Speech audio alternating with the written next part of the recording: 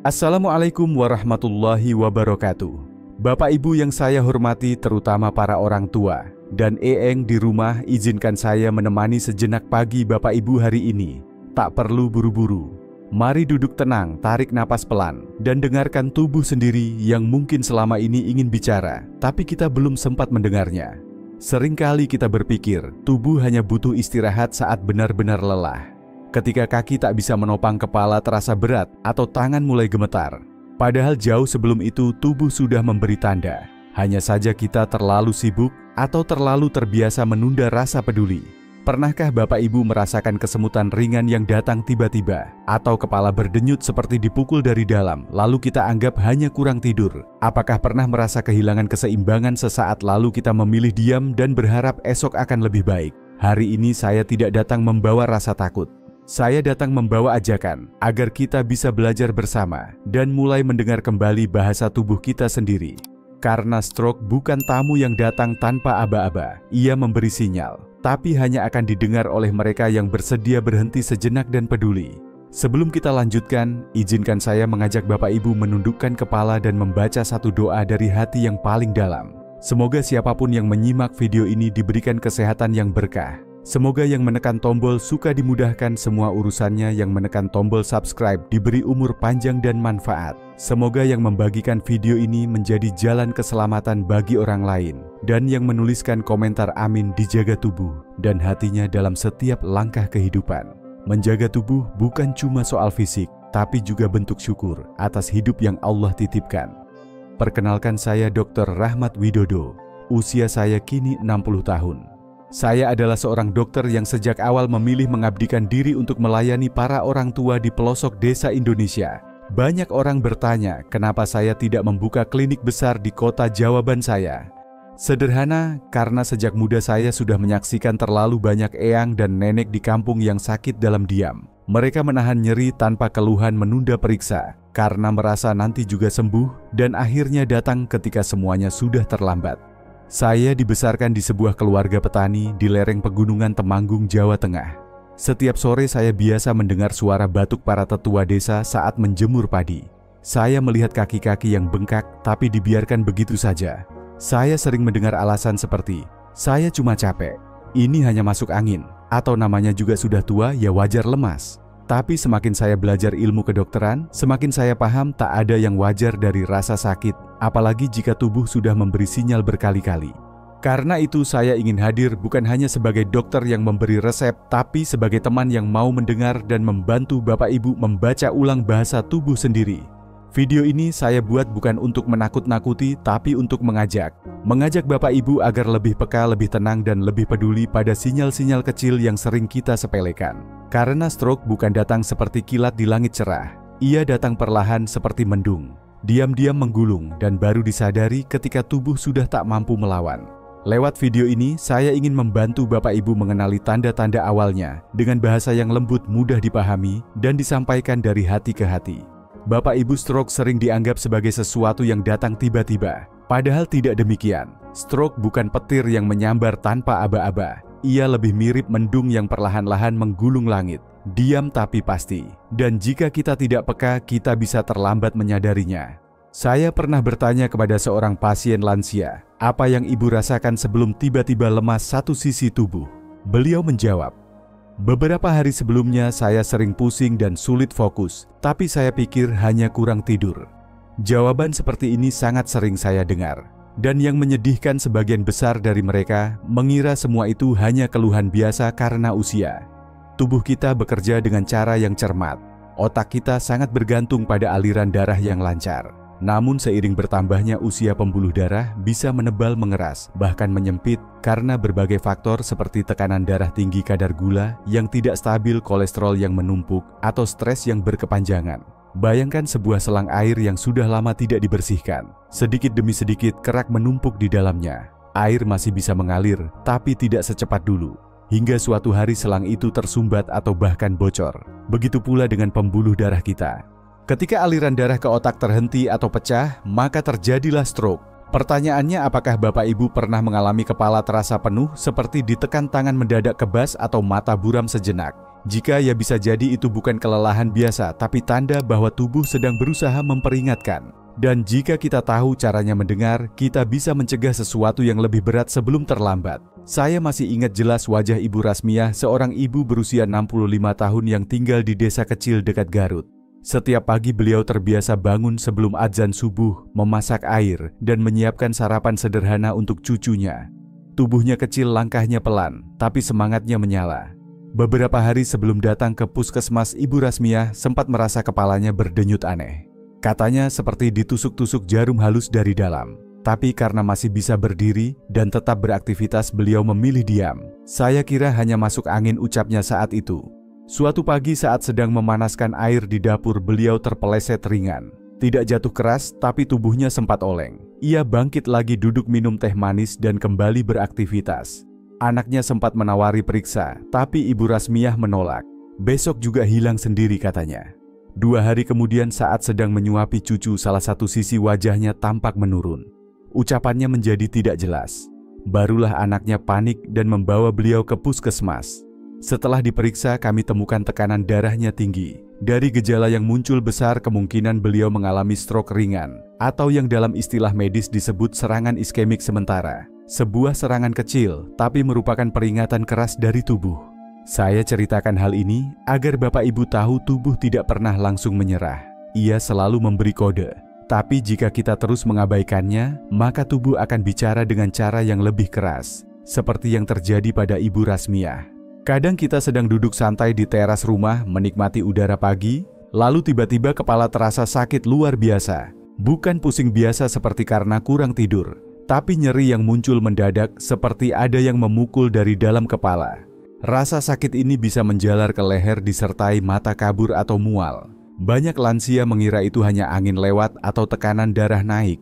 Padahal jika nyerinya datang tiba-tiba sangat tajam dan belum pernah dirasakan sebelumnya, tubuh mungkin sedang memberi peringatan. Jangan tunggu sampai tubuh benar-benar roboh. Lebih baik segera istirahat dan minta ditemani periksa ke puskesmas atau dokter terdekat. Suatu pagi, tangan kanan tiba-tiba terasa aneh, seperti ringan tapi juga tidak kuat. Saat memegang sendok rasanya seperti mau jatuh. Atau saat menyentuh wajah kita merasa pipi sendiri seperti mati rasa. Kalau hanya satu sisi tubuh yang terasa seperti ini, baik tangan, kaki, atau wajah, itu bisa menandakan aliran darah ke otak sedang terganggu. Banyak orang berpikir itu hanya akibat posisi tidur atau karena kecapekan.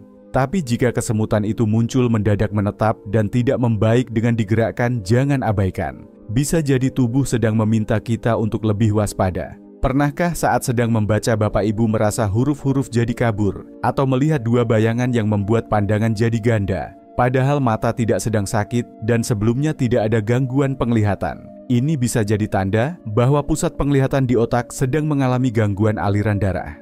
Jika tiba-tiba salah satu mata terasa gelap atau pandangan menyempit, jangan anggap enteng. Gejala ini sering muncul mendadak lalu hilang, tapi itu justru yang membuat kita lengah.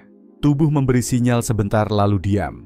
Tapi jika tidak ditindaklanjuti, bisa terjadi serangan yang lebih berat. Bayangkan sedang berbicara dengan anak atau cucu, lalu tiba-tiba lidah terasa kaku.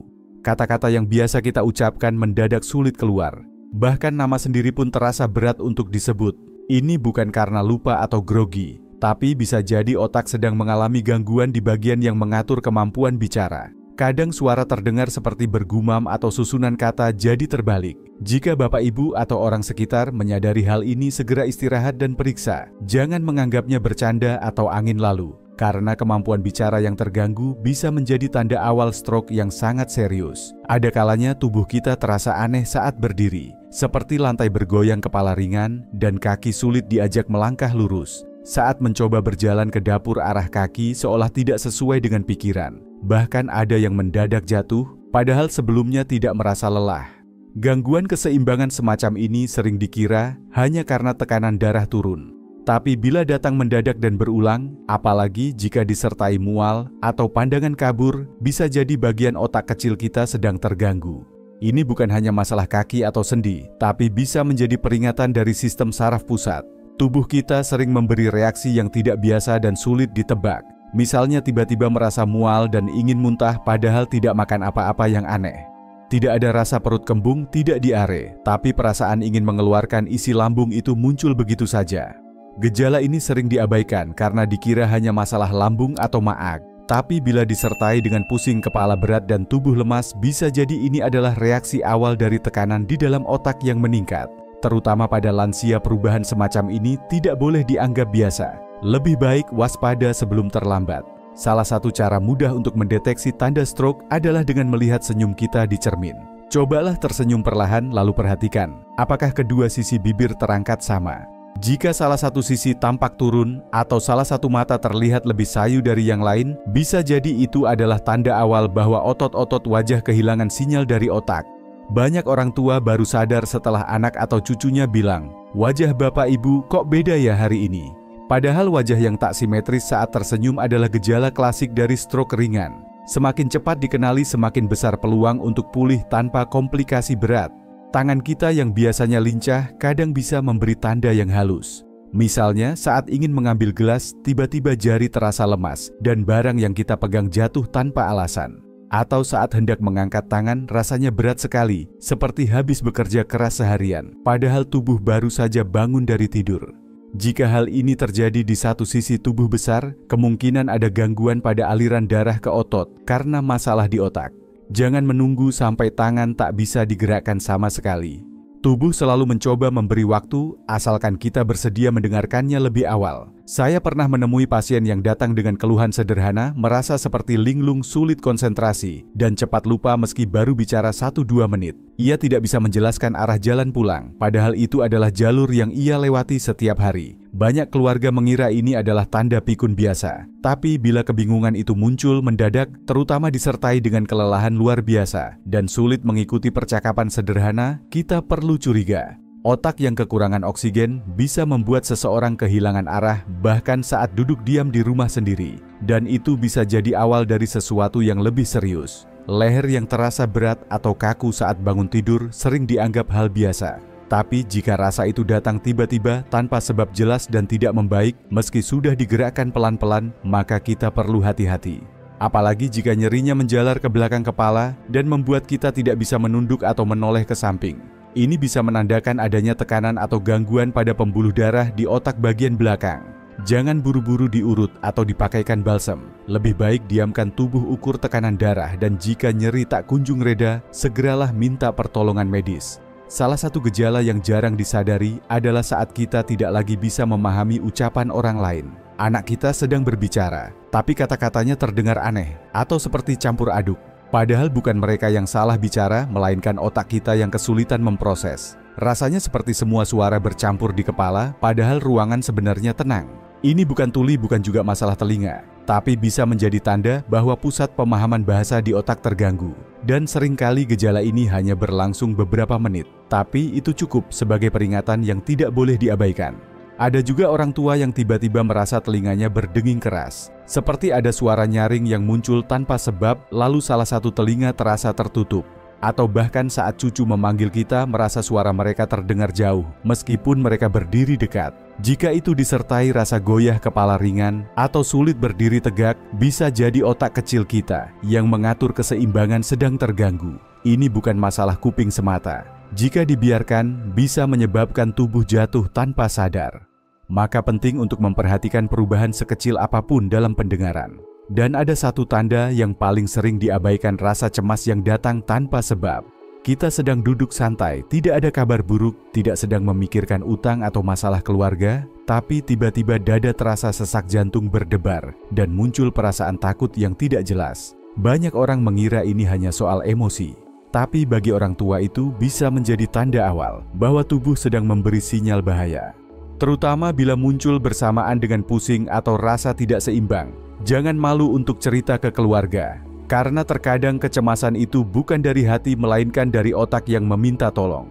Bapak Ibu yang saya hormati, mungkin setelah mendengar ke-13 tanda tadi, ada yang merasa, "Loh, saya pernah mengalami 1 atau 2 dari itu, tapi saya pikir itu biasa saja." Dan itu wajar, karena sebagian besar dari kita memang belum terbiasa membaca isyarat halus dari tubuh sendiri. Tapi tubuh kita, apalagi otak, tidak pernah berbohong. Ia hanya perlu darah yang cukup mengalir dengan lancar setiap detik tanpa henti. Jika aliran darah itu tersendat entah karena pembuluh menyempit tersumbat atau bahkan pecah, maka bagian otak tertentu langsung kehilangan suplai oksigen. Dan saat itu terjadi, walau hanya beberapa menit, tanda-tanda tadi bisa muncul satu persatu. Kadang gejalanya ringan, seperti kesemutan atau pusing sebentar. Tapi jangan anggap itu tanda aman. Dalam dunia medis ada istilah serangan pendahulu atau transient ischemic attack. Ibarat gempa kecil sebelum letusan besar, dan jika kita tidak bertindak, serangan besar bisa datang kapan saja. Para ahli mengatakan, lebih dari separuh pasien stroke berat ternyata sudah merasakan gejala ringan 3 hari sebelumnya. Artinya kita punya waktu, kita punya kesempatan untuk mencegah. Asal kita tahu cara mendengarkan tubuh dan tahu apa yang harus dilakukan, dan itulah yang akan kita pelajari setelah ini. Apa yang bisa kita lakukan dari rumah dengan bahan sederhana dan kebiasaan kecil yang bisa menjaga otak kita tetap sehat setiap hari. Bapak Ibu, mari kita bayangkan dapur rumah kita masing-masing, tempat kita menanak nasi, memotong sayur, atau menyeduh teh hangat setiap pagi. Di sana tanpa kita sadari tersimpan banyak hal sederhana yang bisa menjadi penjaga kesehatan otak kita jika digunakan dengan bijak dan rutin. Salah satu yang paling saya sukai adalah sayur bayam. Murah, mudah ditemukan, dan sering kita tanam di pekarangan. Bayam mengandung zat besi dan folat yang membantu menjaga tekanan darah tetap stabil.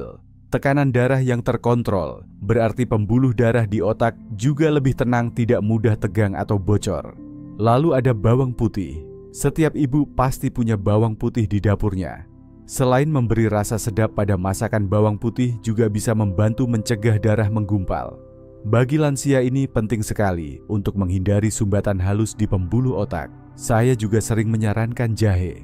Irisan jahe kecil yang diseduh dengan air hangat setiap pagi dapat membantu melancarkan peredaran darah sekaligus menghangatkan tubuh. Jahe juga bersifat antiinflamasi, artinya bisa membantu menenangkan peradangan di dalam pembuluh darah. Kalau Bapak Ibu suka buah alpukat, alhamdulillah itu lebih baik lagi. Lemak baik yang ada di dalam alpukat membantu menjaga elastisitas pembuluh darah. Tidak keras, tidak kaku, dan lebih siap mengalirkan darah ke otak kapan saja dibutuhkan. Tapi tentu saja, selain menambahkan yang baik, kita juga perlu menghindari yang merusak. Makanan yang terlalu asin seperti kerupuk ikan asin, mie instan, atau makanan kaleng sebaiknya dikurangi. Begitu juga dengan gorengan dan makanan kemasan yang tinggi pengawet. Dan ada satu hal yang sering kita lupakan, air putih. Tubuh yang cukup cairan akan menjaga darah tetap encer dan mengalir lancar. Usahakan minum air putih setiap bangun tidur dan jangan tunggu haus baru minum. Bapak Ibu, semua itu bukan resep mahal, hanya perlu perhatian. Dan perhatian kecil setiap hari bisa menjadi perlindungan besar bagi otak kita di masa tua. Bapak Ibu yang saya cintai, selain dari makanan, tubuh kita juga sangat bergantung pada kebiasaan harian yang kita ulang terus-menerus. Stroke bukan hanya datang karena makanan yang salah, tapi juga karena pola hidup yang kita anggap sepele. Kebiasaan pertama yang paling sering saya temukan bermasalah adalah begadang. Banyak lansia yang tidur larut karena menonton televisi atau terlalu lama bermain ponsel. Padahal tubuh kita butuh waktu istirahat yang cukup untuk memperbaiki sel dan menstabilkan tekanan darah. Cobalah mulai tidur sebelum pukul 9 malam. Matikan TV, simpan HP, dan biarkan tubuh benar-benar tenang. Lalu jangan lewatkan sarapan. Tubuh yang kosong terlalu lama bisa membuat gula darah turun naik, memicu kelelahan dan memicu tekanan darah melonjak saat siang. Sarapan tidak perlu mewah. Bubur, kacang hijau, sepotong pisang, atau air jahe hangat sudah cukup untuk membangunkan metabolisme tubuh dengan lembut. Setiap pagi sempatkan kaki untuk melangkah. Tak perlu jauh. Berjalan perlahan di halaman rumah selama 15 menit saja sudah cukup membantu melancarkan peredaran darah, menjaga sendi tetap lentur, dan memberi oksigen segar ke otak. Latih juga pikiran. Ajak diri Bapak Ibu untuk membaca doa, menghafal ayat pendek, atau sekadar bercerita pada cucu. Otak kita seperti otot akan tetap kuat jika digunakan dengan kasih sayang. Dan jangan lupa minumlah air putih secara teratur. Siapkan botol air di tempat tidur agar tidak lupa. Karena menjaga cairan tubuh adalah fondasi dari peredaran darah yang sehat. Semua itu sederhana. Tapi kalau dilakukan dengan niat baik dan hati tenang, insya Allah bisa menjaga otak dan tubuh kita tetap sehat sampai tua. Pak Amin tinggal di pinggir sawah kecil di daerah Tegal.